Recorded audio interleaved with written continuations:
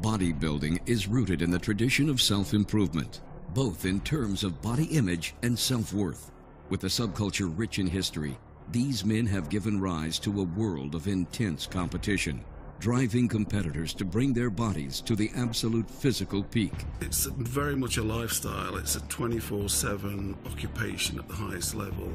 Explore the lives of these individuals and what it takes to be selected to be the best in the world, Mr. Olympia, and how that criteria has developed and changed over the years. In bodybuilding, you can't tiptoe your way through a workout. You can't fake eating 6 and 7 meals a day. There's no way you can properly recover by training hard and then going out partying all night. It's all or none. Defining what the best means and how it has evolved over the past 50 years. I truly feel that my type of physique is gonna recharge the sport a little bit. This is the evolution of bodybuilding.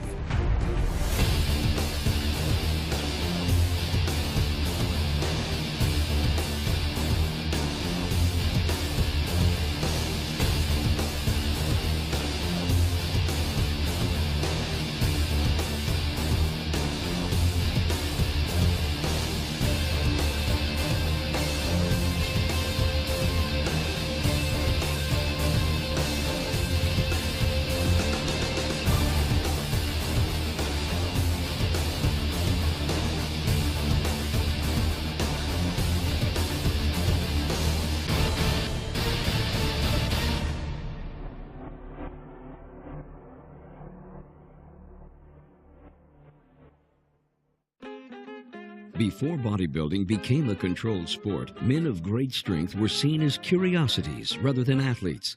Audiences of circus acts and vaudeville shows were amazed to watch gargantuan men crush steel and lift unfathomably heavy items. And yet it was the spectacle of the show, not the physical prowess of the man, that was admired.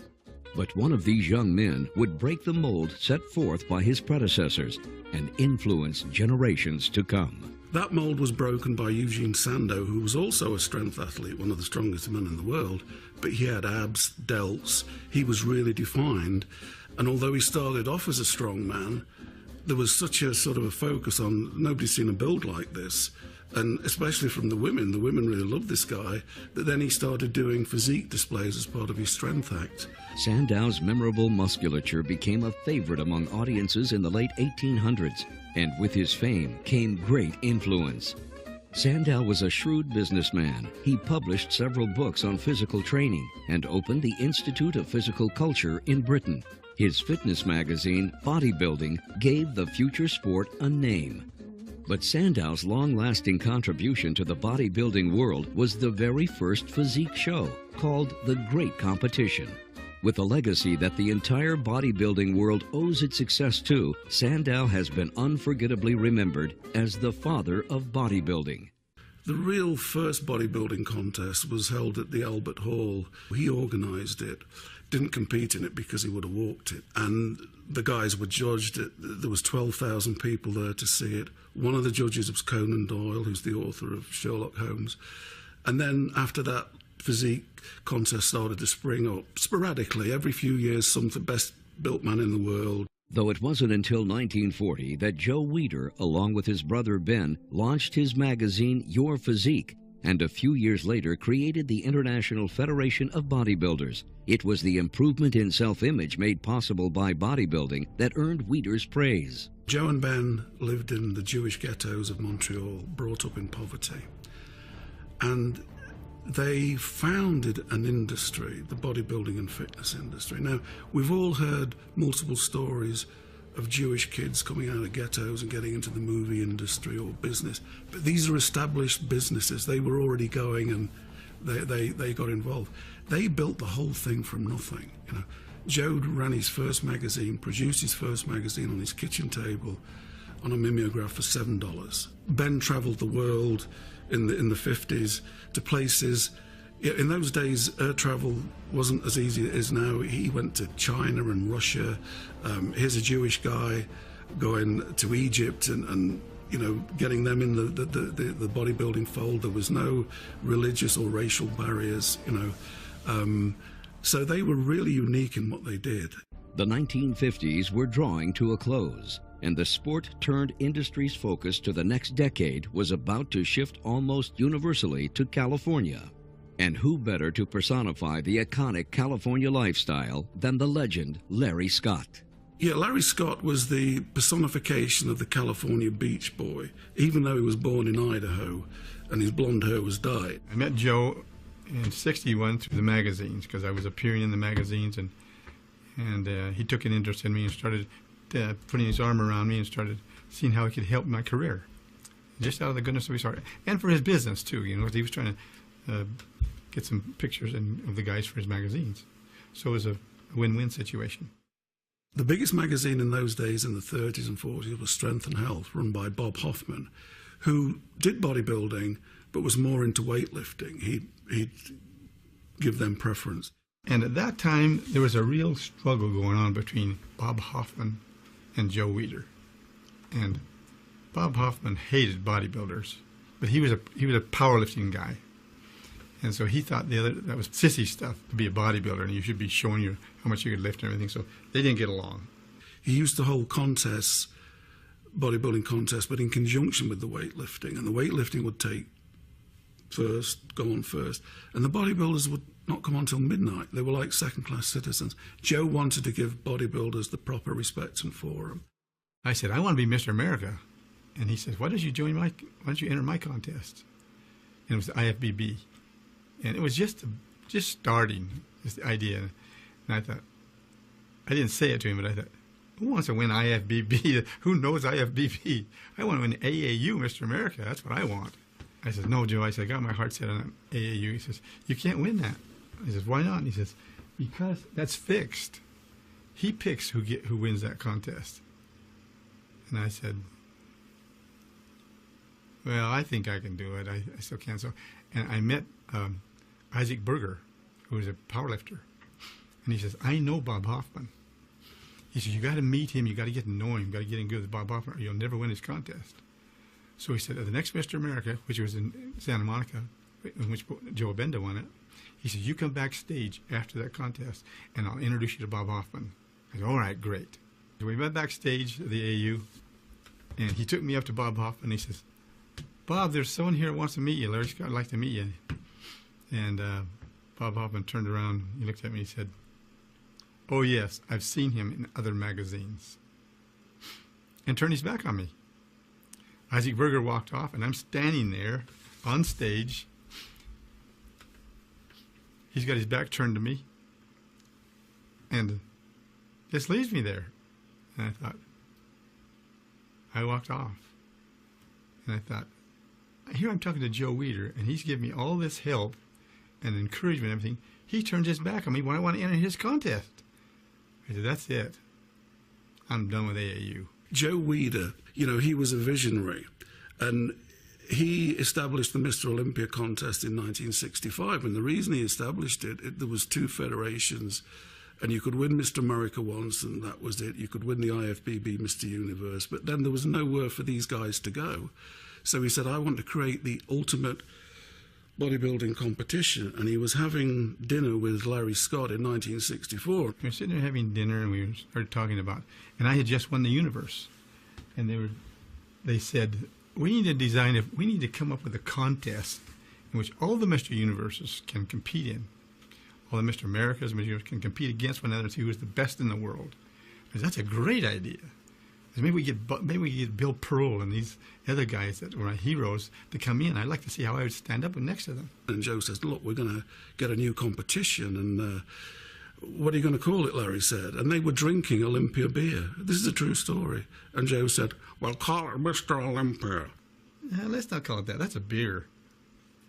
Let's call it something that sounds health-producing or something, like Mr. Broccoli.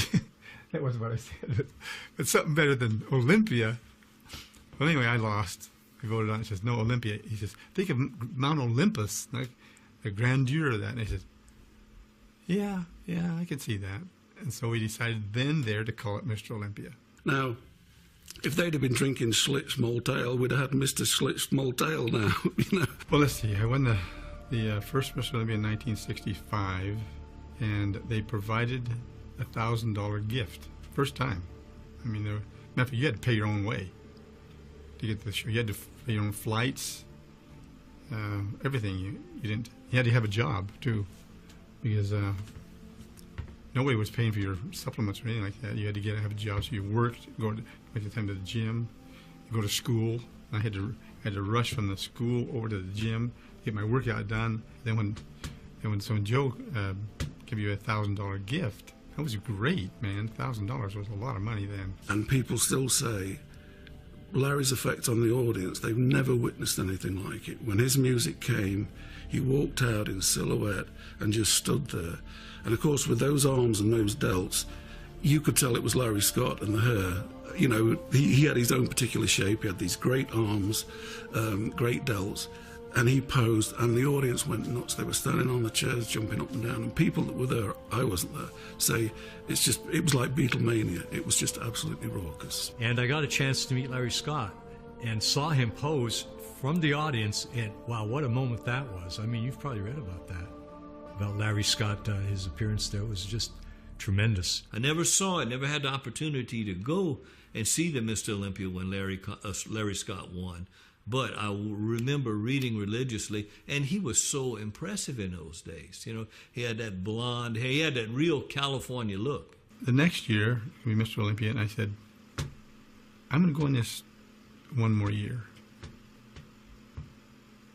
Because I know that the happiness doesn't exist on the stage. It exists in the family. So I want to win it the second time, so at least I can say that it wasn't one time thing. I won it twice. And then I'm going to retire. Larry won the Olympia in 65 and 66 in really outstanding fashion. But he was also aware of somebody coming up behind him real fast. After I was given the trophy for the second Olympia, I said, I want you to appreciate their loyalty and their adulation and everything. And that's what I told him. I told him from my heart. It was a great honor. It's not something for a little Pocatello kid to get this kind of an honor. And I really appreciated him.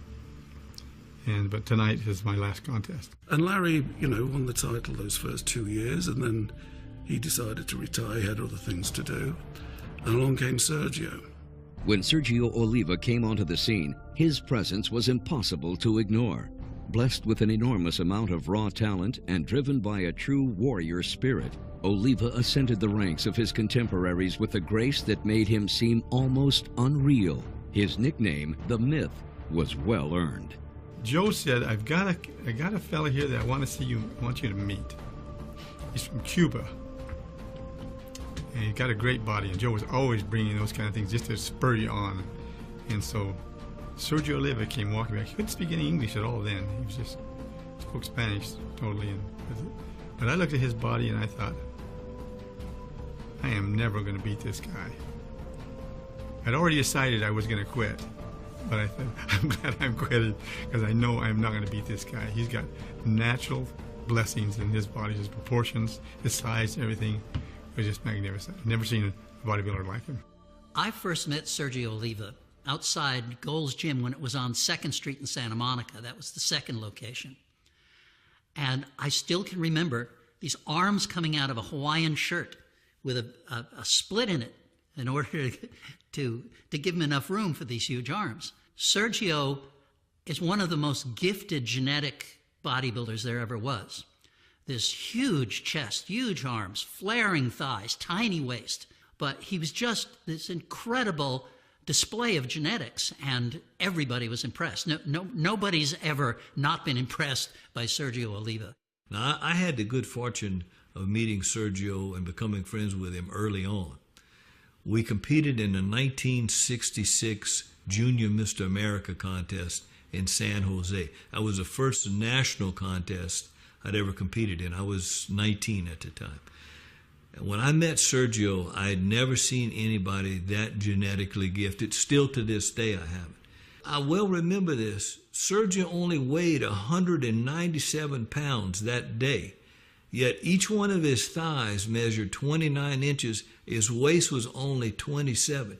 He was so far advanced over the rest of us Everybody else could have just posed their ass off, and Sergio could have stood there, and he walked away with the contest. And Sergio just rewrote the books in terms of, you know, round muscle bellies on the small joints. He had this small head that made everything else look massive. You know, it's an illusion. I'd been to a couple of universities and seen all the guys, Arnold, Draper, Park, you know, and impressed, you know. The first time Sergio walked out, I just went back in my seat. He ambled out. There was this, is this human? You know, it was like some sort of holograph that had been made out. The roundness of the muscles, the small waist, the size of his arms when he hit the poses. I've never shot back in my chair at anybody since. You know, it was just amazing. Though Sergio Oliva was in the best shape of his life in the early 70s, he was succeeded handily by Arnold. As one titan faded and a new one rose into the spotlight, it was the IFBB that was slowly on the rise as the 1960s came to a close. Well, yeah, along came the 70s, and you know, the culture of the country and the world was changing rapidly with, you know, pop music and everything. The Vietnam War was in full force, which then became such a political issue here in the States. And at that time, you know, when all sorts of wild things were happening, along came Arnold Schwarzenegger. Sending a letter to Arnold. Arnold called me back. Said, Joe, I don't have any money. I can't buy a ticket on the plane. I have nothing. All he had was his briefcase, you know, with his workout suit and shoes, nothing else. So along came Arnold, who was a blueprint for what you wanted in a bodybuilder, what Joe Weider wanted. You know, he wanted the best bodybuilder in the world to have charisma, a PR brain, a sense of humour, somebody who could connect with an audience. You could have almost written it and said, let's get this guy. I told him, I don't want to go home, I want to stay here. I'm near Los Angeles, the movies and everything. That's what I want to be. I said, okay, I'll pay you for your ticket to the plane. And I had a little business there in Florida, and he went to work, and he worked. He wanted to go to school, college school. I gave him money, gave him everything he wanted. And of course, his nemesis was Sergio Oliva. And he competed 1-to-1 against Sergio several times, in which a lot of people think Sergio maybe should have won. Just maybe. The problem with Sergio is that he was dealing with Arnold, who is just the smartest bodybuilder on stage ever. At that time, that was the first contest that he was on his mark, he looked good, and Sergio was a little bit off, and everything was right, and Arnold won. Because I well remember, we went back to the hotel that night. It was me, Dave Draper, Franco, and Arnold, and he kept saying over and over, I can't believe that I actually beat Sergio. That blew his mind that he actually had toppled Sergio, and then, of course, a few weeks later, he was able to beat him again at the Mr. Olympia. And it was really his decision. You know, he won the Olympia in 1970 and through to 75 for 6 years, to then concentrate on the Olympia, that then made the Olympia between 70 and 75. That's when the Olympia took over as the contest to win, to decide who's the best physique on the planet. And then after that, you got Joe's publicity machine behind him. And there's a certain synchronicity about the whole thing. Joe got the guy he wanted. Arnold met the entrepreneur he needed.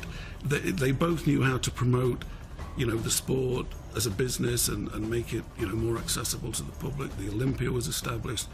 Arnold started to train in Gold's Gym.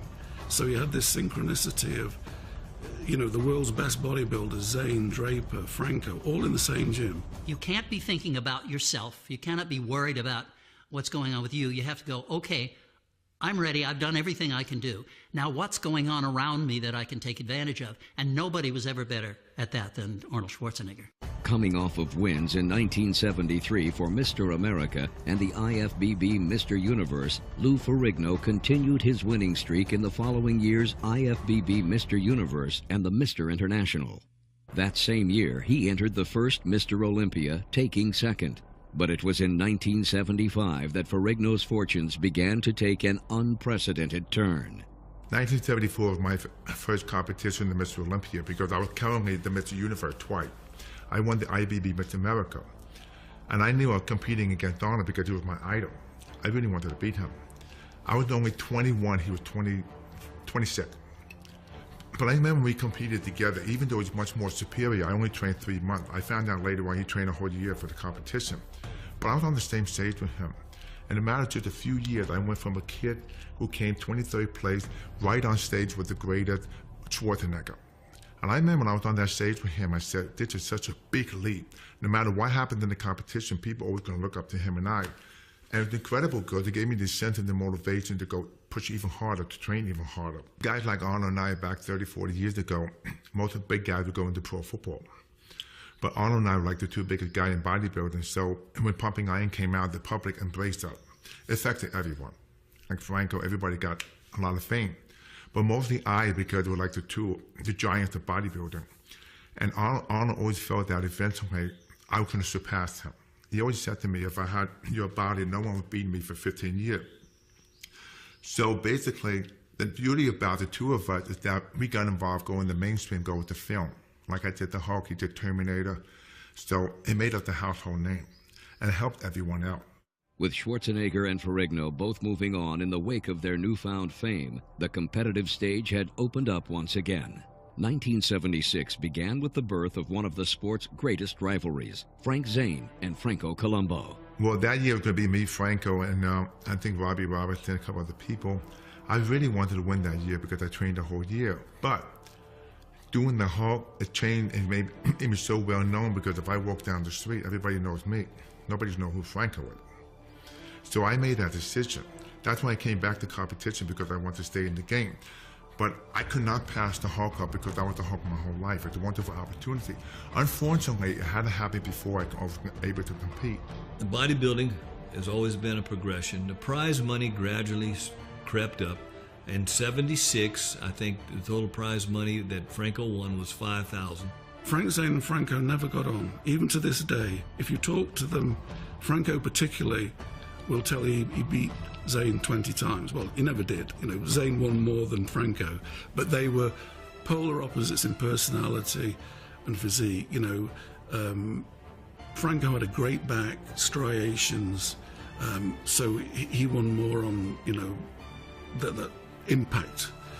Zane was like a walking statue. You know, he practices posing to perfection. You know, there's every pose was thought out so that the waist would be kept slender, the leg would be splayed out to show the quadriceps and calves and everything. I think I was much more meticulous than anybody else that competed at that time, and probably even now, because that was my background. I was trained in the sciences. I was prepared to teach chemistry. And so because of that, my exposure to chemistry and my analytical approach to everything with the journals and looking at things and correlating results with what I'm doing to achieve those results, I got nicknamed the chemist. Frank basically was very dominant in the late 70s, you know, 77, 78, 79. He had the type of physique that was very acceptable to the average guy. And I don't mean in any kind of negative, but the average guy could say, hey, if I trained hard, I could probably look close to that. And, you know, I basically had a goal. I wanted to make the most of my physique and go to the top, win Mr. Olympia, and however long it took. You know, 1977 was already my, what was it? The years I competed, 72, 74, 75. It was my 5th try for Olympia in 77. So 5, 6, and 7 were the magic years for me, 77, 78, 79. And, but, you know, it was all because my training conditions continued to improve. That was my goal. I knew that to get to the top, I'd have to have impeccable conditions for training. Everything had to be perfect, and it was. But Frank had class in his physique. In 1977, winning the Olympia meant a cash prize of $5,000, and the trophy which I got to learn later was the first year they gave out the Sandow Trophy. And so I'm the recipient of that, but I didn't know it at the time. And then, you know, winning it 2 more years after that, the prize money went up. It doubled each year. Joe Weider will tell you, Joe and Betty Weider, you know, everybody thinks in the 70s, Arnold was on the cover a lot, Zane was on the cover a lot, and most people think, oh, the Arnold covers would have sold more. Joe says, no, Frank was always the one who sold more. Until Arnold became a film star and everything, and that went to a different audience. He could have been the icon Joe was looking for if he'd have been the personality of Arnold, but that wasn't him, you know. In 1 decade, bodybuilding had skyrocketed from a growing sport to a booming industry. Fast on the heels of such unprecedented exposure came an age of rampant controversy, starting with the 1980 Mr. Olympia. That was the victory that Arnold, last Olympia victory of Arnold in 1980, which was hugely controversial. I've spoken to Arnold about that, and he's told me, you know, this is in the past 2 years or so. He was a little bit annoyed. 2 things happened. He was signed up to Conan the Barbarian, and it was supposed to start shooting in something like 79 or something. They delayed and delayed and delayed until shooting wasn't going to start till late 1980. So he'd streamlined his physique, but to get to be Conan, he started training again, started putting on size. But he kind of like educated the public, like, I'm so active, I still got this physique, I'm doing a Conan movie, but you have to have an audience, and his audience was fitness. It was a small move he made. So I learned from that, because in the point of view, you want to stay in the game, being active, you don't want to lose your fan. But he was also very irked by people like Mike Mensa, who sort of debunked Arnold's training theories. Arnold was a volume guy, trained 6 times a week, twice a day, 20 sets of body part. Mensa was trained 4 or 5 times a week, 3 sets of body part, you know, high intensity.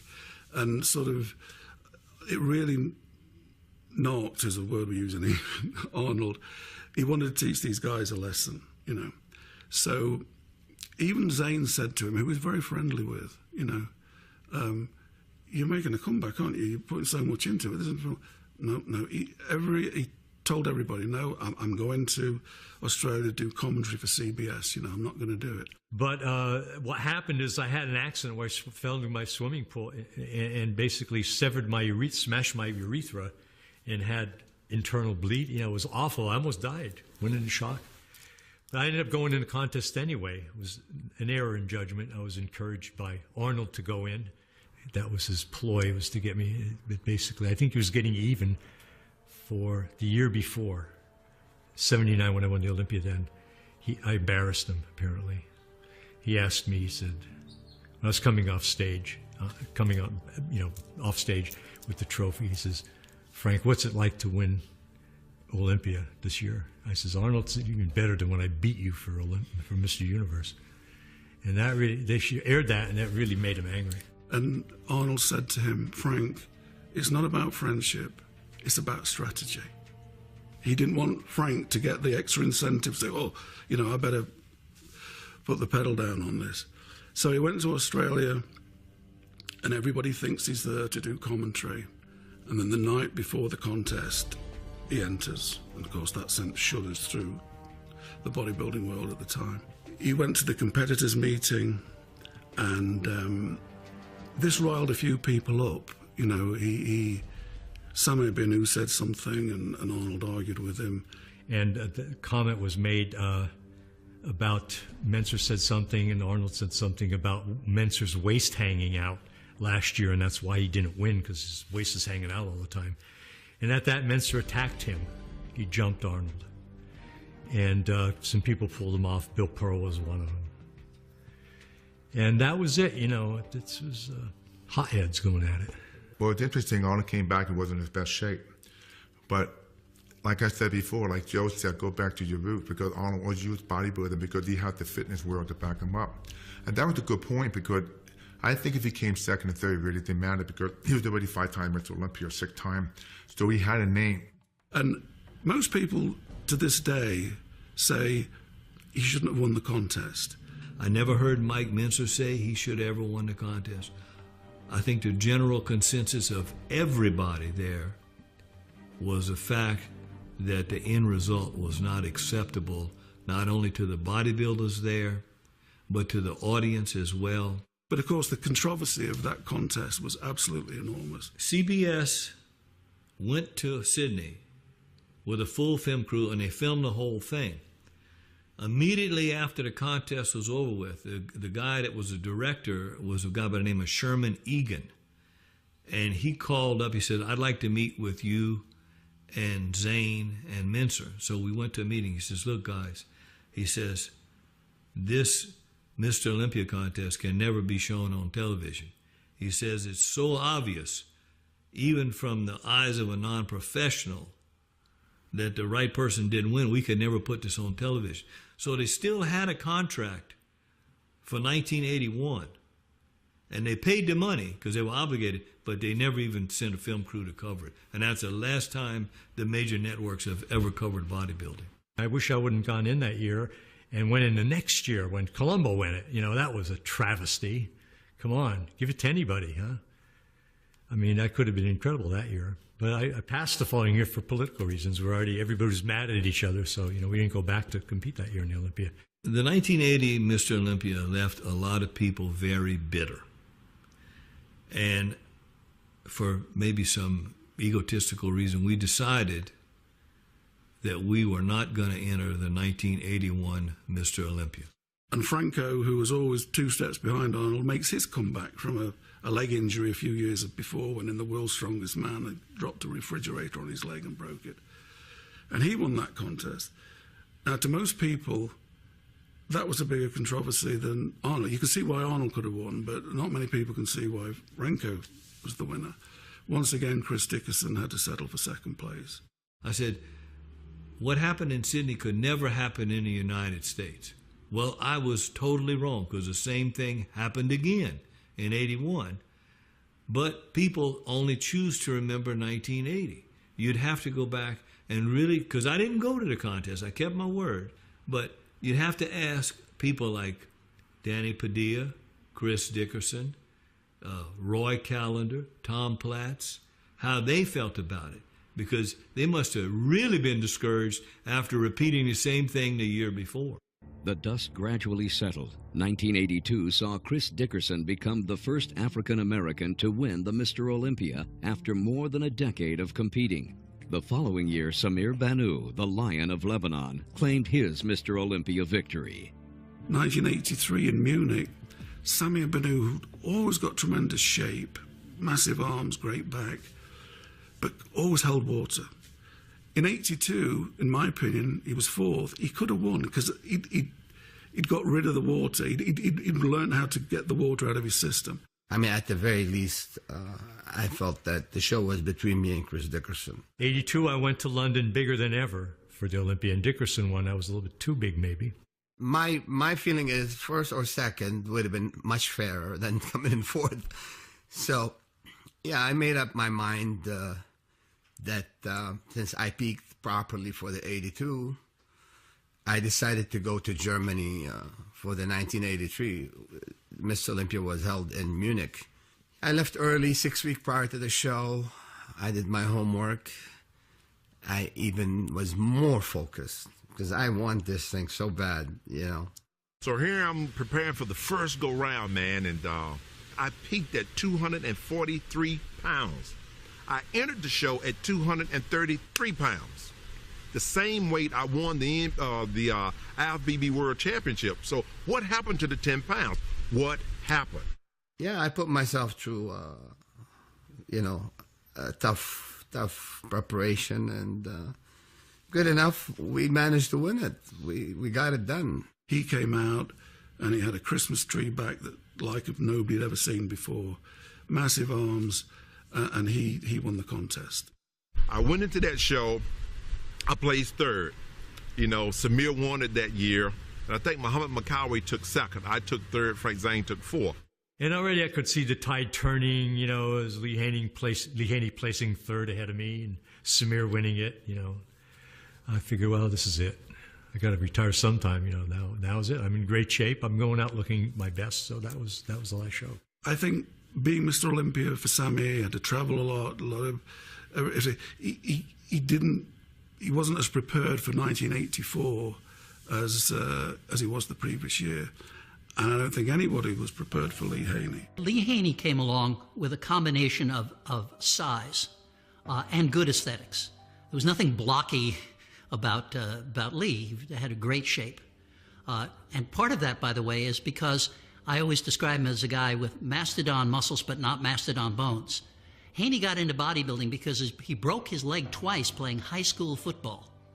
That is, he had this massive muscle structure, but his bones and joints were smaller. That's how come he got the taper.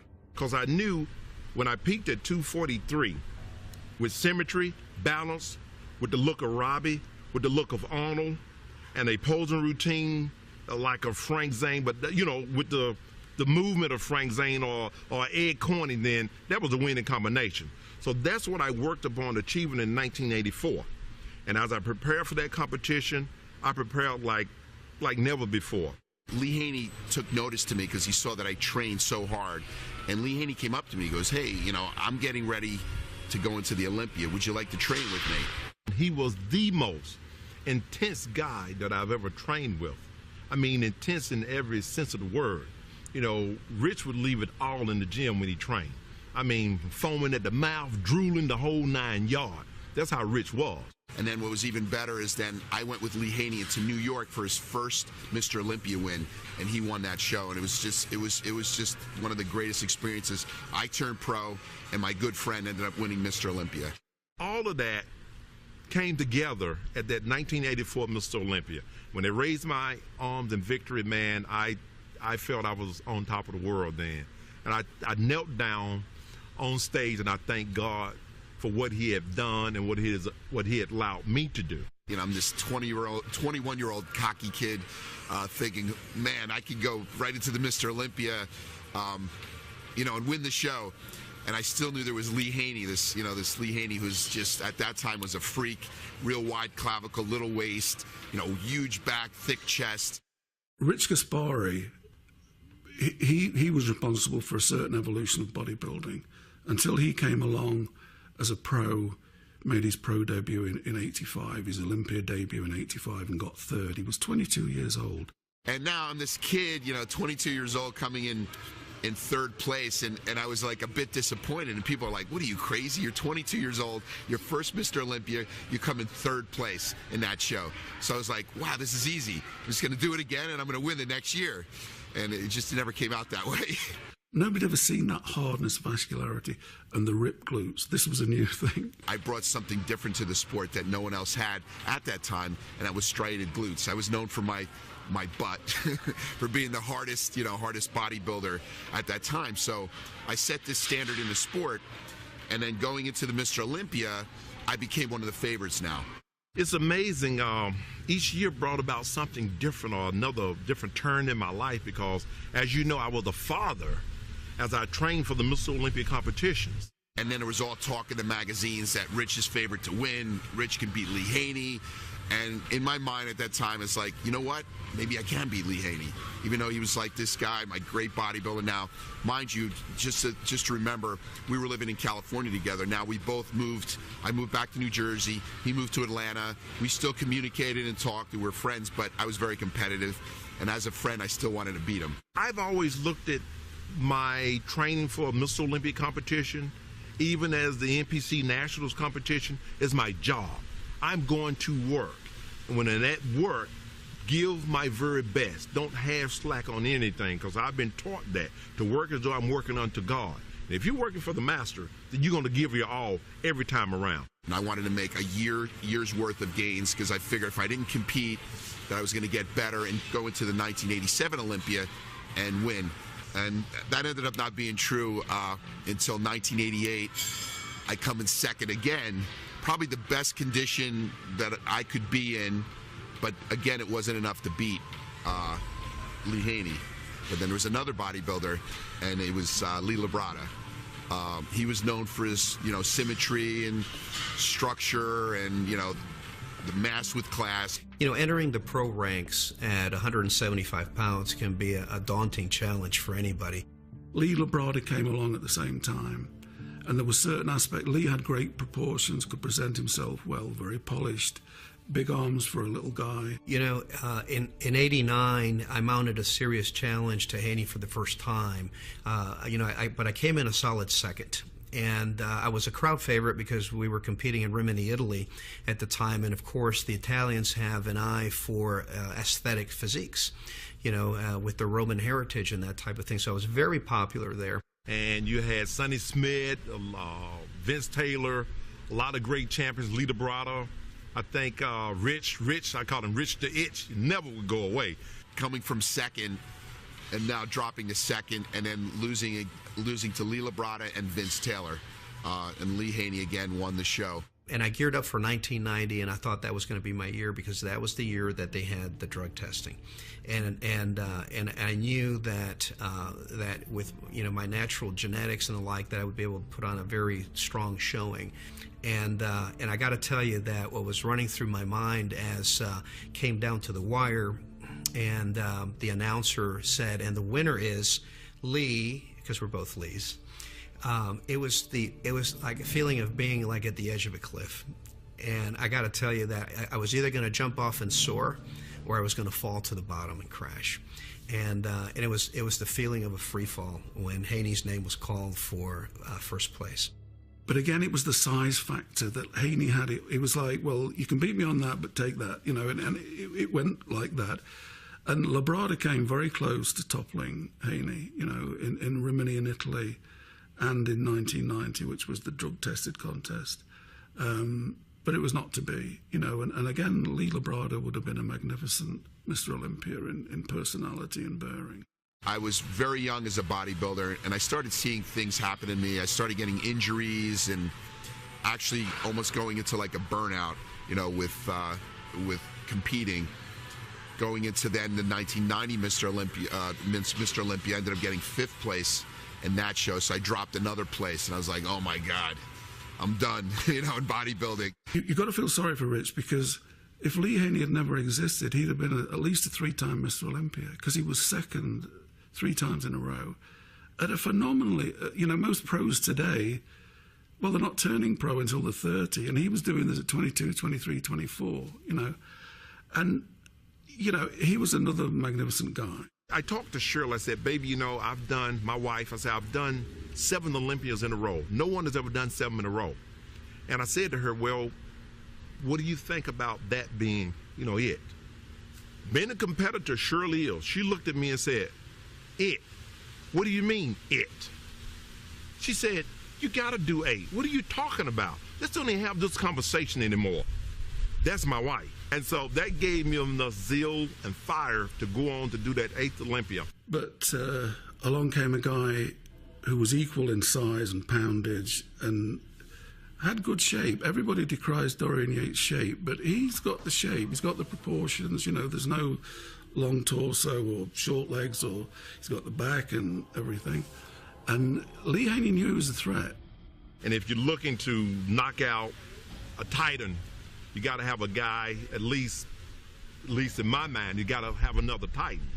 And they went at it in Orlando in '91.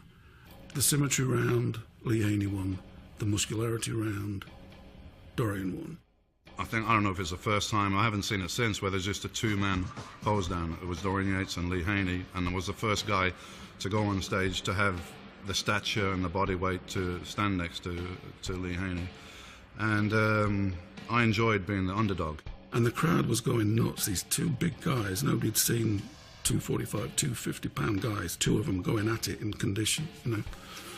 And it took 4.5 minutes, because I timed it, for them to do the then 7 compulsory poses, and they gave everything, you know. You couldn't be beat. That was my mindset. That's what I worked on my entire career. And it all came together when I chose the music Excalibur. That was the return of the king. In 1984, his first Mr. Olympia, he posed the theme from Excalibur. And so the certain symmetry took place, because his last contest he posed to Excalibur again. Gave this magnificent performance, and of course won the posing round. So I went into that competition in perfect peace. At the end of the night, my arms was raised in victory. and he took home the 8th Sandow, and that was the end of his competitive days. And Lee Haney, I think if you had to say who was the first gentleman of bodybuilding, who is the greatest ambassador we ever had and still have, it's Lee Haney. A new age of self-awareness had hit the bodybuilding industry at the turn of the 1990s. Industry leaders sought a presence at the Olympic Games. The innocence of years gone by started to erode as athletes began submitting themselves to drug tests. Well, I think the feeling was that there needed to be drug testing because, there was a hope. Ben Weider wanted to get bodybuilding into the Olympics, so we had to sort of approach IOC standards in drug testing. We all got notified that they were going to be instituting a drug test in, I believe, like October. So that was introduced for the first time at the 1990 Arnold Classic. I won the Arnold Classic Championships, and a week later I wound up in Columbus, Ohio, and I won the competition with perfect scores. $60,000. Mike Ashley had gotten second place there. Mike Christian was third. And I went on a tour of Canada, and while I was there, I got a call from Wayne DeMiglia a week later that my drug test had came back positive, and I have an opportunity to check sample B either in Westwood, Los Angeles, or in Chicago. However, I was on tour, and I couldn't do anything about it. NBC filmed it. They had to re-edit it. They were showing it at a later date. Mike Ashley was the winner. Very clunky. So my next call was obviously to Joe Weider, like, what do I do here? I mean, this is a time when they didn't have the internet. They didn't have Twitter. They didn't have Facebook. They didn't have cell phones where you could text message stuff. So there's 4,000 people that were in Columbus, Ohio that wouldn't be notified of this information for nearly 3 months.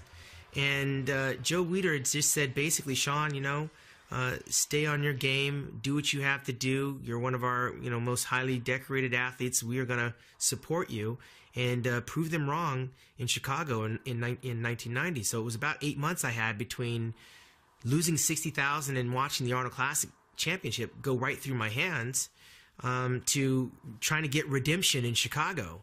So the 1990 Mr. Olympia was going to be drug tested, so they decided to test all the guys before, so you'd know who'd failed on Friday, so we wouldn't have the embarrassment of taking the trophy off somebody. Was I baffled by the test results? Of course I was. I didn't think I would test positive because, based on the athletes talking amongst each other, certain drugs work certain ways and they're faster acting and they're, in and out of your system. And, of course, none of us knew how to pass a test. And that was never my goal either. But, of course, I didn't argue it. I didn't try to fight it. I just went back to the gym. I went back to the gym. But I knew I had to work even harder because I had 8 months and I had a legend I was going up against in Chicago in the form of Lee Haney. So Friday night, out came the results. And favourites like Momo Benaziz and Barry DeMay had failed. And Van Walcott-Smith and Vince Conniff had failed. So two of the top names were out of the Olympia, Come the day of the contest, Saturday afternoon, all the guys that were left in walked out. And it was immediately obvious that all of them were down in size. Lee Haney, Sean, I've always told Sean this, the legs were still there, but the upper body just didn't have that density. There was three guys who looked the same as they always did. That was Mike Christian, Francis Benfato, and Frank Hillebrand. Everybody else was down a bit. Lee Labrada, Gaspari, all of them were down. But then another thing happened. Vince McMahon launched his World Bodybuilding Federation. He said he was going to just do a magazine, and he had a booth at the Olympia.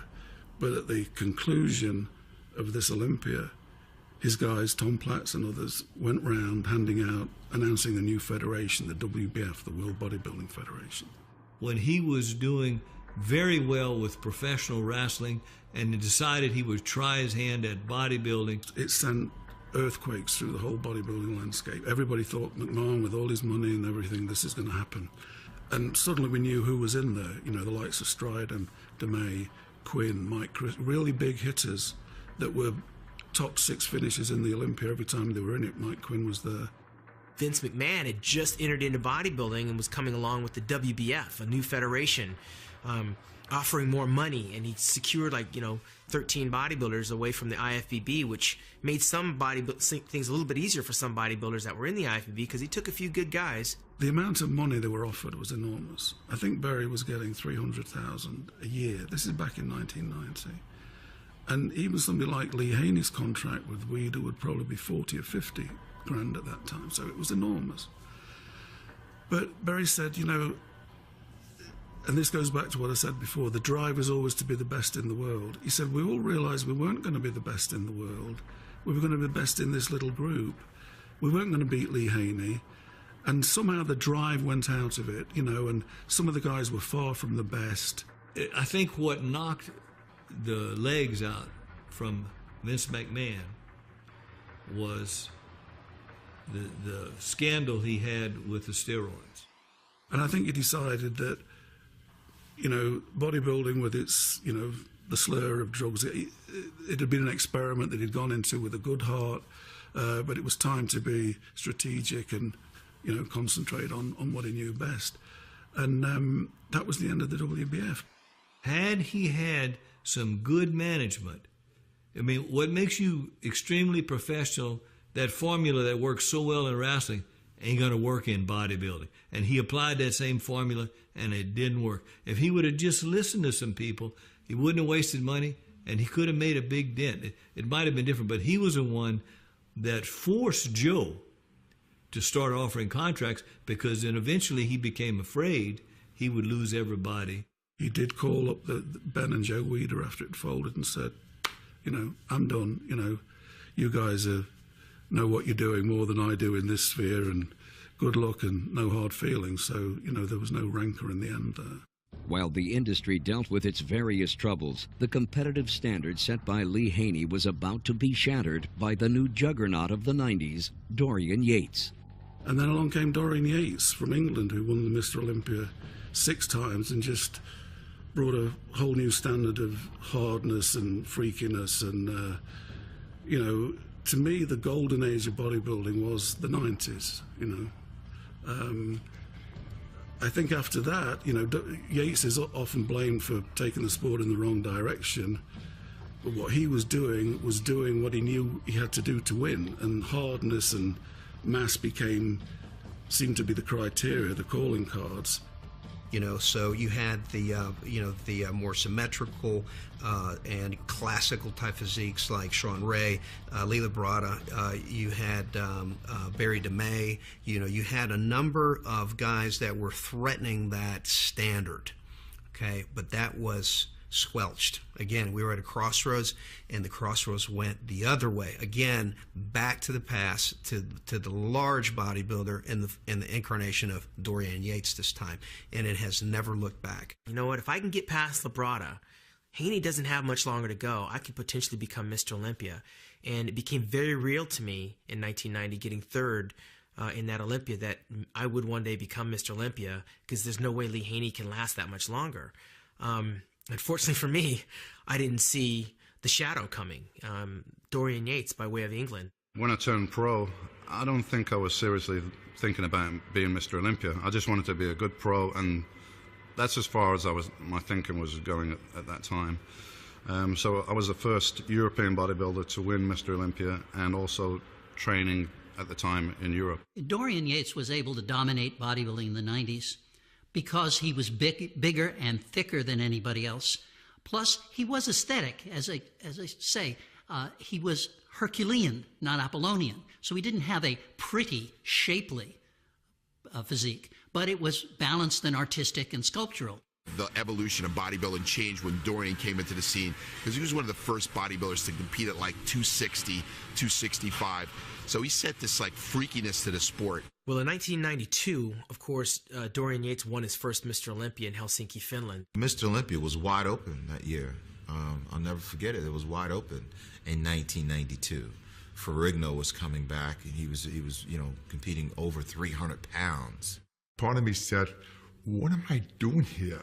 I'm standing here competing. Am I out of my mind? I'm 42 years old. These guys like Sean Ray, these guys like, Milo Savage and everything, they're like in their 20s. But then I realized that I got a lot of work to do, because after coming back for 17 years, you need a couple of years training under your belt. And I got a lot to learn, because the hardest thing for me was the posing. All you guys are standing there with the ab tense and relaxed. I was basically just standing like in the 70s, kind of like semi-relaxed. And people kept yelling in the audience, pose, pose, tense. And it was very foreign to me, but I knew I had a lot of work to do. To be honest, it was a little bit hard for me that year, because I didn't have any one person to focus on. I got to beat this guy. You know, there was a whole bunch of guys that could have possibly won the title. So it was a little bit hard. And also it's a barrier to get over. Could it really be me? Could I be the best in the world at my chosen sport? There was that barrier, and then eventually I got over that. Like, why the hell not? You know, it's got to be somebody, and I don't think anyone's training harder than me. And I always had that inside of me, like, I don't think anyone could have done any more. So that gives you a lot of strength. They called me second, and it was a relief. It was a joyful moment. It was a celebration for me, because at that point I knew that I had obviously probably earned a spot to be there. Never really questioned myself if I should be there or not, but I knew at that point I have a responsibility to do, now is to move forward and to be better. I went on to have to watch the big side phrases like gargantuan and mass monsters was being ushered in. Paul Dillette came onto the scene. Achim Albrecht was coming into the fray. Jean-Pierre Fuchs. All these big 6-foot bodybuilders were coming in, making a big impact on the industry. And this is where I think bodybuilding started to change. 93 was a great year, where I made a leap forward in physique development and body weight on stage nobody'd seen before. That was great. Dorian Yates showed up in 93, a transformed bodybuilder that was unbeatable. Dorian was taking bodybuilding to a whole new level of impression. I mean, people were just getting overwhelmed with this size. I was the first guy to compete at the Mr. Olympia, I think, in condition over 250 pounds. But I had this drive, and I had this system of high-intensity, heavy training, which has gotten me from a backstreet basement gym in Birmingham in England to be Mr. Olympia. So it's, once your foot's on the pedal, on the gas, it's a little bit hard to take it off. 1994 came along, and I got first runner-up in the Mr. Olympia Championships. My first time in that position, and this is when Dorian tore his bicep and came in a little bit heavy and bloated around the midsection. I was very stubborn. I wanted to train as, all year round, just as heavy as I did in the off-season, coming up for a contest, which was not the best idea. I think I was doing bent over rows with like 440 or something like that, 6 weeks out from the contest, and there was a bang and a sharp pain in my left bicep. So obviously there was it was a serious injury, there was damage there. I think a lot of people, you could flip a coin on who you talk to and what they liked, had me winning that contest. Whereas Dorian felt in certain poses, he won enough poses to win the competition. I can't take that away from him, because clearly he was bigger. Clearly he was more dominant, more imposing figure. I mean, he brought all that stuff. 97, he had a quad injury early on in the year, and then another one, and then 3 weeks before the contest, I had some advice, which probably now is not good advice. I had a cortisone injection in that tendon, which of course takes the inflammation away, but also weakens the tendon. And I did ease up a little bit on the training, and 3 weeks out, I was doing a tricep exercise, not particularly heavy, and bang. There was a really intense, sharp pain and a noise, and I knew it was a serious injury. I was out in the garden, the phone rang. It's 6 o'clock in Santa Monica, it's 2 o'clock in England. And my wife Anne says, Dorian's on the phone at 2 o'clock in the morning. This isn't good. Again, it was difficult, and psychologically it's very hard going into a contest when you're not going in all guns blazing. But I managed to pull off that win. He still wanted to get it repaired and come back the next year, but in the end he got it repaired, it never came back, he couldn't handle the weights. I couldn't train 100%, so that for me, that was a message. You want to compete the best in the world, you can't do that unless you're training 100%. So that was a time for me to retire. It wasn't something that I prepared for or considered. It was something that was more or less forced upon me, but maybe it's a good thing. And he pushed his body to the point where he tore it apart over several years. At the end of his career, he just had all kinds of damage to his body, because you cannot push yourself that hard and not have the body give way. But in the meantime, he was able to get a level of development and a thickness and a hardness that the other guys couldn't get. And, you know, that was his reign over. You know, he'd won 6. I got to say the 90s is probably the most competitive period in bodybuilding as far as the depth of quality of physique and talent that were there. You got 6 or 7 guys there that are very, very close competitively, that could interchange at any point depending on what condition the guys came in. So I would say definitely that was the most intense period. So whether I won 3, 4, 5, 6 Mr. Olympias, it would still be a great achievement with the people I were competing against. When Yates gracefully retired in 1997, the torch was passed to another born champion who changed bodybuilding for good, Ronnie Coleman.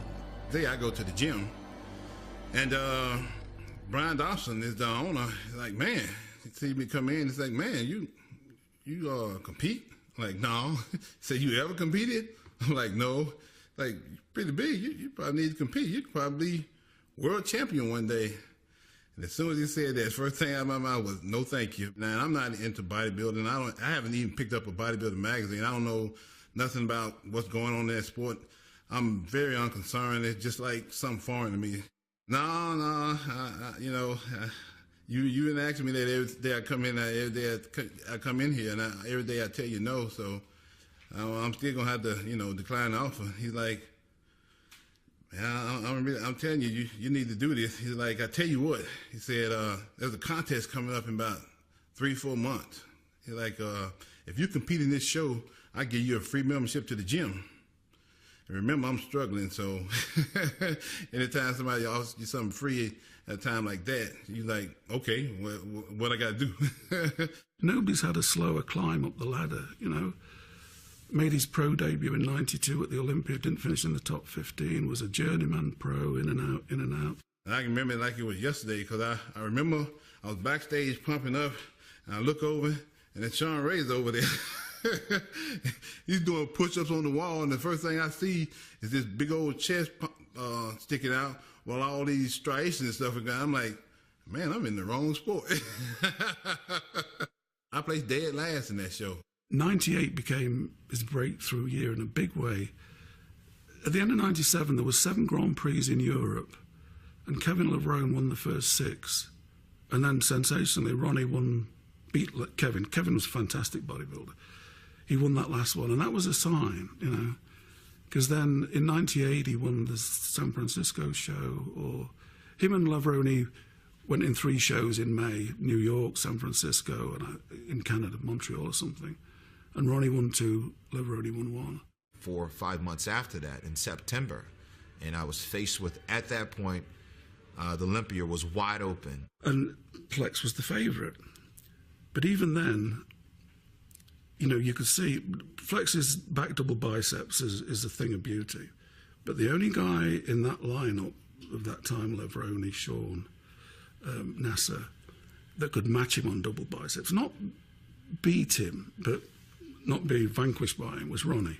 So we come down to Mr. Olympia. I'm like, man, if I can make the top 3, this will be better than a dream come true, you know, because I know I never win, because, like I said, I just got in the sport just to keep my free membership to the gym. The Olympia was what I wanted in 1998 because Dorian Yates had retired. He'd gotten injured. I'd sat behind him for 6 years. I'd watched the tail end of the Lee Haney era. And lo and behold, me, Kevin, and Flex see Ronnie Coleman, a guy that we used to not even pay attention to, leapfrog over all of us. So come the day of the show in New York, 1998, Mr. Olympia, Madison Square Garden, great crowd. They walk out. And Ronnie is ripped to shreds. He's as hard. He's maybe a bit down in fullness, but he's as hard as a rock. In fact, he looked almost grey to me, and at one point I thought, he's going to pass out. He was right on the edge. Flex was just a little bit off. Still, Flex took the prejudging, but Ronnie came back in the evening and took the title. You know, they leading up to the show, everybody already gave it to Flex, so I'm like, okay, at least I got a second, so I'm still just as happy as I can ever be. So all of a sudden, Wayne calls out Flex Wheeler's name for second. I'm like, did I just hear that right? And I'm like, yeah. And the first thing I did was collapse. Ronnie became, from this quiet, slow burn guy in the background who nobody ever thought of being a threat to anything. He loved being Mr. Olympia. And 1999, he came back, maybe not as hard as 98, but fuller. And he was like a walking anatomy chart, you know. And he just dominated on size. You know, he just got bigger and bigger. My heavy was 04 when I was 296 on the Olympia stage. I saw the writing on the wall with Ronnie Coleman coming in at 280, 275, 290 pounds. That bodybuilding and the landscape was forever changed. The size just blew everybody away, you know. Jay Cutler was in it, but there was no contest that time. You know, Ronnie was just an amalgam of muscle that, you know, a freak of nature that, you know, we won't see for a long time. Ronnie Coleman reigned supreme until 2005, tying Lee Haney's 8 Mr. Olympia wins. Coleman even won 4 Mr. Olympia contests over the man who would, in time, come to eclipse him, Jay Cutler. You know, I always wanted to be somebody. I picked up a magazine when I was 12 years old. I saw a picture of Chris Dickerson and my sister's boyfriend. He had some old magazines laying around, and I was just overwhelmed by what the body could look like. I couldn't believe it. You know, I had seen superheroes before, you know, in Batman and Superman in cartoons, but I never saw in real life a physique look like that. And I just, you know, I marveled at it. I just couldn't believe that this was actually attainable. So here I am from small town USA. My dream is to always go to California and train amongst, you know, the pros that I read about in the magazines, but it can be possible because these other guys did it. In 2001, Jay Cutler nearly beat Ronnie, but after that, Ronnie, you know, reeled off another few victories. I knew then that I had something that I could battle Ronnie with, and that was really what drove me into 2001, where I was a much better athlete coming into Mr. Olympia. I took the whole year to prepare. Now I have the fans behind me because now I was an underdog, and I was happy. I was ecstatic to be second place. That was almost as great as winning to me because I was really competitive, and a lot of people thought Jay should win this competition. So Jay was always finishing second, apart from 2002 when he didn't compete in the Olympia. In 2005, it was very, very close. Personally, I would have given it to Jay, and Jay was absolutely devastated by it. So I felt in 2005, I matched Ronnie Coleman like in a lot of poses, including some back shots, which I never thought I did. I improved a little bit there, and he still was definitely at a different level. But in 2006, he finally beat Ronnie. When we were building up for the competition, you know, of course, became a Ronnie and Jay show after all these years after being second, you know, 4 times in a row. Of course, it's, you know, it was almost like Ronnie Coleman, Jay Cutler, Mr. Olympia. So when I won and knocked off the champ, which he was going for his record 9th Mr. Olympia, he had already won 8. It was a huge monkey off my back. And of course, after that, Jay won in 2007, and some people thought Martinez had won, and then Jay lost in 2008 to Dexter, and it seemed that Jay it was over for Jay. Going back and looking at Jay from the previous years, you know, each year he was getting, you know, he wasn't getting much better than he was the previous year, so he was getting worse and worse. I said, well, you know, I think I can beat Jay. You know, so my trainer at the time, Joe McNeil, and I, we put our heads together, came up with a game plan, man, and we went into the Olympia, you know, full steam ahead. I just knew I could beat him that show. I knew he wasn't going to be on because he's trying to play, you know, after me winning the Arnold and all that stuff, it was the battle between me and Jay. So I knew he was going to try and play my game. So that's how I beat him in the GNC show of strength, because he tried to play my game and tried to get shredded and come down, and he lost a lot of weight and tried to get just as hard as me. And that's how I was able to beat him there. Well, I knew he was going to do the same thing for the Arnold Olympia in 2008, which he did. And I was able to pull it off. And Dexter did win it deservedly. Dexter, you know, was shredded, had great shape and fullness, had got all the body parts, you know. Jay was a bit off, so it was Dexter's year, and he won deservedly. But when I won Mr. Olympia, I can't really put in words how I was feeling, because it took me 6 months to even acknowledge that I'm Mr. Olympia now. I mean, that really took me that long. You know, people will come up to me and they would be like, I watch Mr. Olympia, it's like, man, I'm Dexter, you know what I'm saying? So it took forever for me to accept that name and that title. So to actually win and be on stage and just everything came out, all the dreams and everything that you can imagine that you went through in life, you know, all the sleeping on the floors and all that stuff I put my family through, all that stuff came out on stage that day, man, to win that title. So it was like, I won this title. That's what I sacrificed, you know, to get here. And then he reinvented himself in 2009. When he walked out, it was like, wow. I can't really fear any of that, and I can't fear losing because I've already lost the title and won it back, and I was the first guy to do that. And, you know, I'm only thinking victory. And he just rewrote the record books with that type of physique and then took it again in 2010. Never really been a goal to be that all-time winner. I never thought one was attainable. Now I got 2, 3, 4.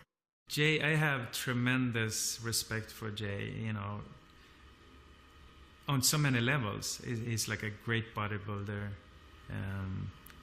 I don't think I've shot anyone that wide as Jay. I mean, you know, he was a true freak of his time. This is what established, you know, Jay Cutler. This is who I am. And I fell in love with this iron game for so many years ago when I mentioned I was 12 years old. And now look what I've achieved. I've become the best in the world at something. That's everyone's dream. With the transition into another decade, one massive king gives way to another. One whose talents have a decidedly gifted future for bodybuilding. You know, although I didn't have as many struggles in the amateur ranks, I definitely felt that, you know, I had to learn quite a bit being a professional, because I wasn't being embraced by all the other guys, because they're saying, well, who this punk kid? He only competed for 2 years and he's pro and he's on the magazines, he's got sponsorships. You know, it just taught me that the only way I was going to earn the respect and the love was to compete at a high level, and that's just what I did, and I made sure of that. You know, I was very confident because I just knew in my heart that I'm going to shock the world. You know, I just remember Jay shaking my hand and just saying, "You're the king now." And when he said that, I just realized, you know what? He's right. If I believe in it, he's right. If I don't believe in it, anything can happen. I could lose this thing next year. I truly feel that my type of physique is going to recharge the sport a little bit. I think my physique is still growing at the age of 31. So who knows how big I may get. But at the same time, I mean, I'm not stupid. I know what got me the Mr. Olympia title. It wasn't trying to outmass anyone.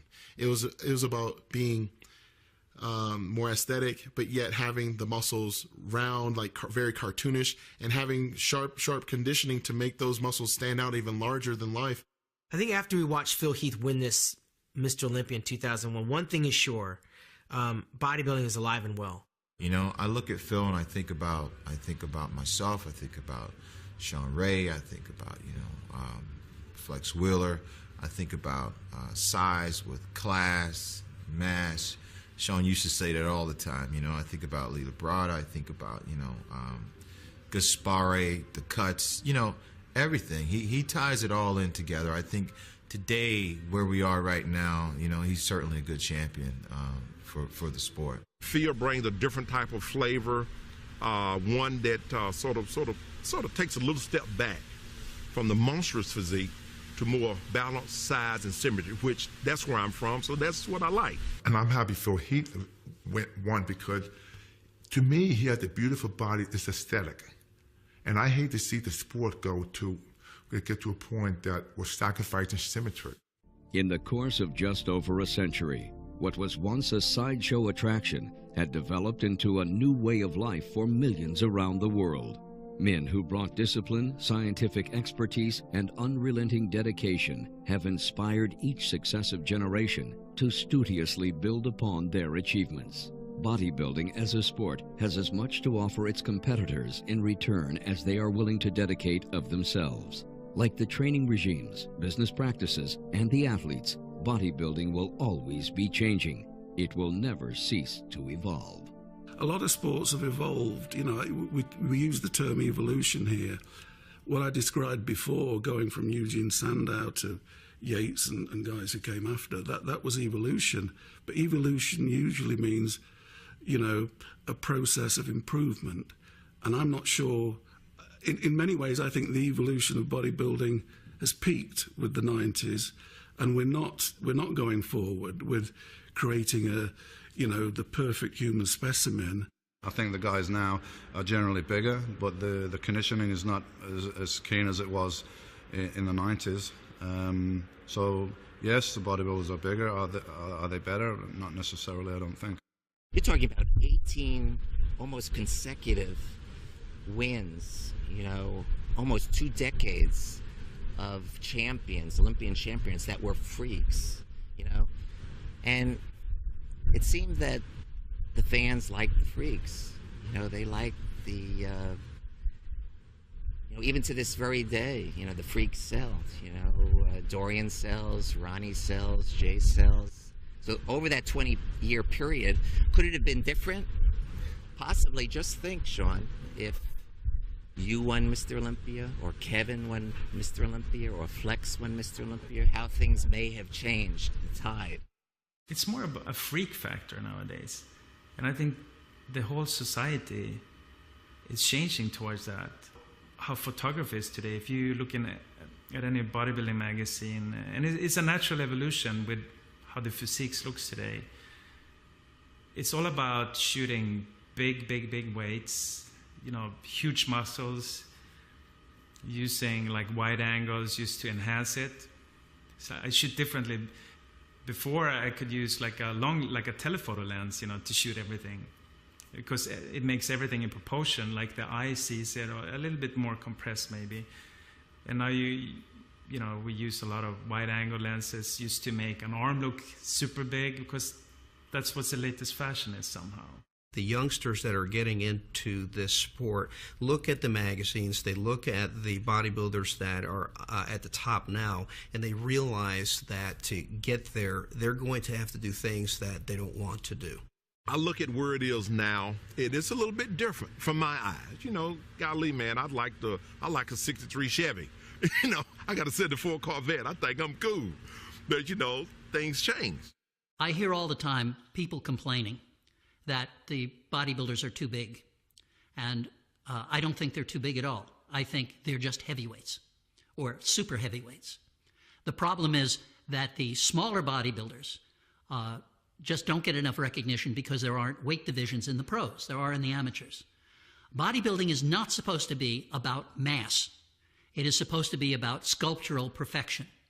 And if you have a guy who's 5'9", 225 pounds, absolutely perfect, he shouldn't be standing next to somebody who's 295 pounds, any more than the middleweight boxer should be forced to fight the heavyweight boxer. Weight divisions restore the aesthetic quality to bodybuilding. It's hard to say if we're heading in the right direction. It's just the evolution. It's going to get there anyway. I think the evolution of bodybuilding is along several lines. I think it's evolution in some sense, like nutritional supplements and awareness and what's available and what's known about it now. The science of longevity, that as well. Equipment design and the quality of equipment, and just what's known about training methods and all the stuff. There's more tools available now than ever before. I think that pro bodybuilding is going to come back to a state where the physiques are more attractive from a classical sense. You know, I think that we're going to come full circle. I always feel that bodybuilding is going to be there. I'm not sure if bodybuilders are going to get to the 300-pound mark. They probably will. And they're probably going to have bigger prize monies, but it's still going to be kind of like this different type of cultish kind of sport. But I still think it's always going to be there for the future. I just loved what was happening. I felt proud that I was doing something worthwhile, but I couldn't afford to make a single mistake. Where we are here today in the evolution, I think it's bodybuilding is positioned right now the strongest that it's ever been in the history. Just as bodybuilding has evolved and as most things evolve, starting with the core, and then having a broader group of people become interested in that, but maybe not aspire to that exact same level of intensity. And so it tends to naturally evolve. And that's what I think you see in the Olympia. I think it's a very healthy evolution. The more people that can participate as participants and as spectators, the better. And I think that's what you see with the Olympia right now. Even though bodybuilding has evolved with certain, physique changes and a lot more money is around than it was before, Arnold and those guys, Larry Scott, it didn't justify a living for them. Today, guys can have a career out of it. Prize money has grown by leaps and bounds since those early years. I mean, for example, in 1970, Arnold Schwarzenegger won. The total purse was $1,000. Today, we have $815,000 as a total purse, which includes men's bodybuilding, women's bodybuilding, fitness, figure, and now bikini, with $200,000 being the grand prize for that the overall men's winner. So, I mean, just when you look at prize money alone, it's an enormous increase. I mean, and what that means is that people are able to make a living and earn a living as professional bodybuilders. They don't need to have part-time jobs. They don't need to have full-time jobs. Bodybuilding in the early years, the athletes were required to work jobs because they didn't have the support of the sponsors, and the prize money wasn't so valued. There wasn't so many bodybuilding competitions. Nowadays, we have so many bodybuilding competitions where the athletes can compete. They can qualify for the Mr. Olympia. They can be contracted by companies because the exposure is much more of an advantage, having not only magazines themselves, but the internet has become so huge in the marketing perspective.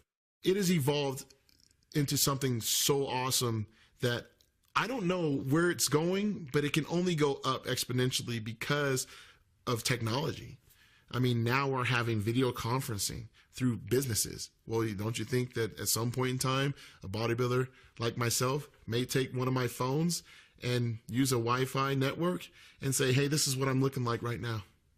Give me some tips on my posing or something like that. While I'm in Mumbai, India, of all places, freaking third world country, getting ready to compete, where my trainer can actually stay home and give me direction online. Because of the internet now, and back then there was no internet. There were no cell phones. So if you won the Olympia, you'd have to wait for the magazine to come out, or you'd call Venice to find out who won the Olympia. Well, now because of the internet, you see that faster. So I think because of that internet access now, you can train anywhere. The advancements of technology now, you're going to see the Mr. Olympia that Joe Weider created on the television.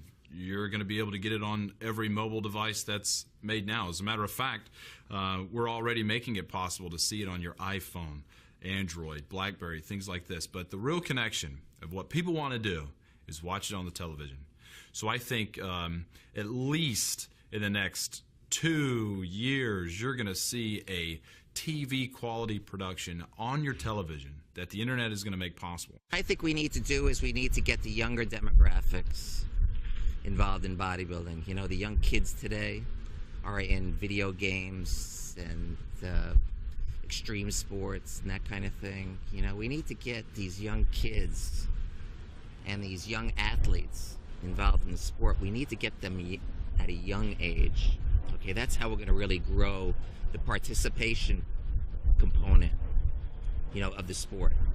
Okay, so I think that is going to be the most deciding factor. I think that's going to be a challenge, but I think that's what we need to do. We need to get these young kids interested in bodybuilding. I think you're going to see a comeback of younger people getting back into it, saying this is pretty great. Maybe on a healthier way to do it, you're going to see that still, that bodybuilding era, maybe come back. Everything comes back in cycles. I think you're going to see that come back eventually.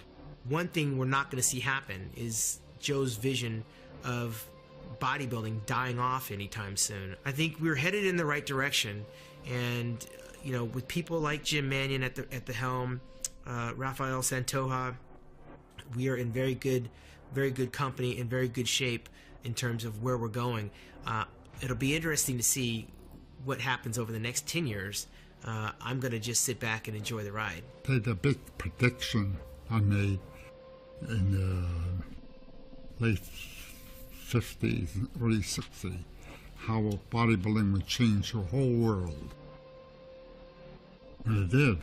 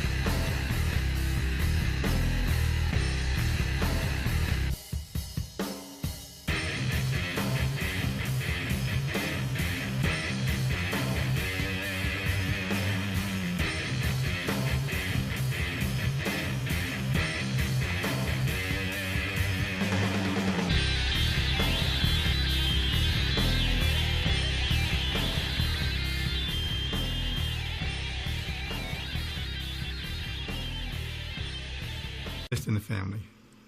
So I want to win it the second time, so at least I can say that it wasn't a one-time thing. I won it twice. And then I'm going to retire. Larry won the Olympia in 65 and 66 in really outstanding fashion. But he was also aware of somebody coming up behind him real fast. After I was given the trophy for the second Olympia, I said, I want you to appreciate their loyalty and their adulation and everything. And that's what I told him. I told him from my heart. It was a great honor. It's not something that for a little Pocatello kid to get this kind of an honor. And I really appreciated him. But tonight is my last contest. And Larry, won the title those first 2 years, and then he decided to retire. He had other things to do. And along came Sergio. When Sergio Oliva came onto the scene, his presence was impossible to ignore. Blessed with an enormous amount of raw talent and driven by a true warrior spirit, Oliva ascended the ranks of his contemporaries with a grace that made him seem almost unreal. His nickname, The Myth, was well earned. Joe said, I got a fella here that I want you to meet. He's from Cuba. And he's got a great body, and Joe was always bringing those kind of things just to spur you on. And so Sergio Oliva came walking back. He couldn't speak any English at all then. He was just spoke Spanish totally. But I looked at his body and I thought, I am never going to beat this guy. I'd already decided I was going to quit. But I thought, I'm glad I'm quitting, because I know I'm not going to beat this guy. He's got natural blessings in his body, his proportions, his size, everything. It was just magnificent. I've never seen a bodybuilder like him. I first met Sergio Oliva outside Gold's Gym when it was on 2nd Street in Santa Monica. That was the second location. And I still can remember these arms coming out of a Hawaiian shirt with a split in it in order to give him enough room for these huge arms. Sergio is one of the most gifted genetic bodybuilders there ever was. This huge chest, huge arms, flaring thighs, tiny waist. But he was just this incredible display of genetics, and everybody was impressed. Nobody's ever not been impressed by Sergio Oliva. Now, I had the good fortune of meeting Sergio and becoming friends with him early on. We competed in the 1966 Junior Mr. America contest in San Jose. That was the first national contest I'd ever competed in. I was 19 at the time. When I met Sergio, I had never seen anybody that genetically gifted. Still to this day, I haven't. Bodybuilding is rooted in the tradition of self-improvement, both in terms of body image and self-worth. With a subculture rich in history, these men have given rise to a world of intense competition, driving competitors to bring their bodies to the absolute physical peak. It's very much a lifestyle. It's a 24/7 occupation at the highest level. Explore the lives of these individuals and what it takes to be selected to be the best in the world, Mr. Olympia, and how that criteria has developed and changed over the years. In bodybuilding, you can't tiptoe your way through a workout. You can't fake eating 6 and 7 meals a day. There's no way you can properly recover by training hard and then going out partying all night. It's all or none. Defining what the best means and how it has evolved over the past 50 years. I truly feel that my type of physique is going to recharge the sport a little bit. This is the evolution of bodybuilding.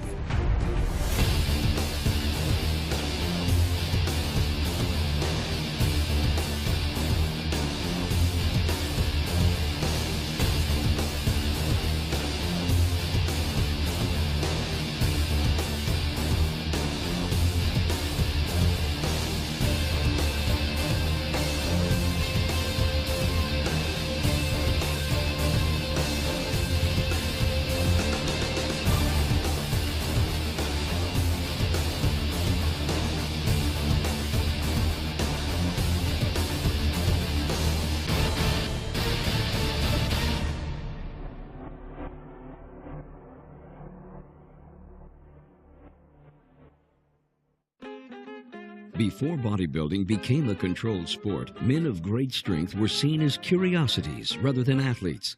Audiences of circus acts and vaudeville shows were amazed to watch gargantuan men crush steel and lift unfathomably heavy items. And yet it was the spectacle of the show, not the physical prowess of the man, that was admired. But one of these young men would break the mold set forth by his predecessors and influence generations to come. That mold was broken by Eugene Sandow, who was also a strength athlete, one of the strongest men in the world, but he had abs, delts, he was really defined, and although he started off as a strong man, there was such a sort of a focus on nobody's seen a build like this, and especially from the women really loved this guy, that then he started doing physique displays as part of his strength act. Sandow's memorable musculature became a favorite among audiences in the late 1800s, and with his fame came great influence. Sandow was a shrewd businessman. He published several books on physical training and opened the lifting. He'd give them preference. And at that time, there was a real struggle going on between Bob Hoffman and Joe Weider.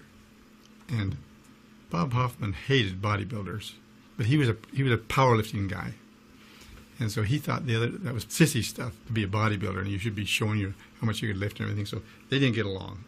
He used to hold contests, bodybuilding contests, but in conjunction with the weightlifting. And the weightlifting would take first, go on first. And the bodybuilders would not come on till midnight. They were like second-class citizens. Joe wanted to give bodybuilders the proper respect and forum. I said, I want to be Mr. America. And he says, why don't you enter my contest? And it was the IFBB. And it was just starting, just the idea. And I thought, I didn't say it to him, but I thought, who wants to win IFBB? Who knows IFBB? I want to win AAU, Mr. America. That's what I want. I said, no, Joe. I said, I got my heart set on AAU. He says, you can't win that. He says, why not? And he says, because that's fixed. He picks who wins that contest. And I said, well, I think I can do it. I still can. So, and I met Isaac Berger, who was a powerlifter. And he says, I know Bob Hoffman. He says, you got to meet him. You got to get to know him. You got to get in good with Bob Hoffman, or you'll never win his contest. So he said, at the next Mr. America, which was in Santa Monica, in which Joe Benda won it, he said, you come backstage after that contest, and I'll introduce you to Bob Hoffman. I said, all right, great. So we went backstage at the AU, and he took me up to Bob Hoffman. He says, Bob, there's someone here who wants to meet you. Larry Scott would like to meet you. And Bob Hoffman turned around, he looked at me, he said, oh yes, I've seen him in other magazines. And turned his back on me. Isaac Berger walked off, and I'm standing there on stage. He's got his back turned to me, and just leaves me there. And I thought, I walked off. And I thought, here I'm talking to Joe Weider, and he's giving me all this help and encouragement and everything. He turns his back on me when I want to enter his contest. I said, that's it. I'm done with AAU. Joe Weider, he was a visionary, and he established the Mr. Olympia contest in 1965, and the reason he established it, there was two federations, and you could win Mr. America once, and that was it. You could win the IFBB Mr. Universe, but then there was nowhere for these guys to go. So he said, I want to create the ultimate bodybuilding competition, and he was having dinner with Larry Scott in 1964. We were sitting there having dinner, and we started talking about, and I had just won the Universe, and they said, we need to come up with a contest in which all the Mr. Universes can compete in. All the Mr. Americas, Mr. Universe can compete against one another and see who's the best in the world. I said, that's a great idea. Maybe we get Bill Pearl and these other guys that were my heroes to come in. I'd like to see how I would stand up next to them. And Joe says, look, we're going to get a new competition, and what are you going to call it, Larry said. And they were drinking Olympia beer. This is a true story. And Joe said, well, call it Mr. Olympia. Let's not call it that. That's a beer. Let's call it something that sounds health-producing or something, like Mr. Broccoli. That wasn't what I said. But something better than Olympia. Well, anyway, I lost. I voted on it. He says, no, Olympia. He says, think of Mount Olympus, like the grandeur of that. And I said, yeah, I can see that. And so we decided then there to call it Mr. Olympia. Now, if they'd have been drinking Schlitz Malt Ale, we'd have had Mr. Schlitz Malt Ale now, Well, let's see. I won the first Mr. Olympia in 1965, and they provided a $1,000 gift. First time. I mean, you had to pay your own way to get to the show. You had to pay your own flights, everything. You had to have a job too, because nobody was paying for your supplements or anything like that. You had to have a job, so you worked, go to the time to the gym, go to school. I had to rush from the school over to the gym, get my workout done. Then when Joe gave you a $1,000 gift, that was great, man. $1,000 was a lot of money then. And people still say Larry's effect on the audience, they've never witnessed anything like it. When his music came, he walked out in silhouette and just stood there. And of course, with those arms and those delts, you could tell it was Larry Scott and the hair. You know, he had his own particular shape. He had these great arms, great delts, and he posed, and the audience went nuts. They were standing on the chairs, jumping up and down, and people that were there, I wasn't there, say it was like Beatlemania. It was just absolutely raucous. And I got a chance to meet Larry Scott and saw him pose from the audience, and wow, what a moment that was. I mean, you've probably read about that, about Larry Scott, his appearance there was just tremendous. I never saw it, never had the opportunity to go and see the Mr. Olympia when Larry Scott won. But I remember reading religiously, and he was so impressive in those days. You know, he had that blonde hair, he had that real California look. The next year, we Mr. Olympia, and I said, I'm going to go in this one more year. Because I know that the happiness doesn't exist on the stage. It exists. Institute of Physical Culture in Britain. His fitness magazine, Bodybuilding, gave the future sport a name. But Sandow's long-lasting contribution to the bodybuilding world was the very first physique show, called The Great Competition. With a legacy that the entire bodybuilding world owes its success to, Sandow has been unforgettably remembered as the father of bodybuilding. The real first bodybuilding contest was held at the Albert Hall. He organised it, didn't compete in it because he would have walked it. And the guys were judged. There was 12,000 people there to see it. One of the judges was Conan Doyle, who's the author of Sherlock Holmes. And then after that, physique contest started to spring up sporadically. Every few years, the best built man in the world. Though it wasn't until 1940 that Joe Weider, along with his brother Ben, launched his magazine Your Physique, and a few years later created the International Federation of Bodybuilders. It was the improvement in self-image made possible by bodybuilding that earned Weider's praise. Joe and Ben lived in the Jewish ghettos of Montreal, brought up in poverty. And they founded an industry, the bodybuilding and fitness industry. Now, we've all heard multiple stories of Jewish kids coming out of ghettos and getting into the movie industry or business. But these are established businesses. They were already going, and they got involved. They built the whole thing from nothing. You know, Joe ran his first magazine, produced his first magazine on his kitchen table on a mimeograph for $7. Ben traveled the world in the 50s to places. In those days, air travel wasn't as easy as it is now. He went to China and Russia. Here's a Jewish guy going to Egypt and you know, getting them in the bodybuilding fold. There was no religious or racial barriers, you know. So they were really unique in what they did. The 1950s were drawing to a close, and the sport-turned-industry's focus to the next decade was about to shift almost universally to California. And who better to personify the iconic California lifestyle than the legend Larry Scott? Yeah, Larry Scott was the personification of the California beach boy, even though he was born in Idaho and his blonde hair was dyed. I met Joe in '61 through the magazines, because I was appearing in the magazines, and he took an interest in me and started putting his arm around me and started seeing how he could help my career, just out of the goodness of his heart, and for his business too. You know, because he was trying to get some pictures of the guys for his magazines, so it was a win-win situation. The biggest magazine in those days, in the 30s and 40s, was Strength and Health, run by Bob Hoffman, who did bodybuilding but was more into weight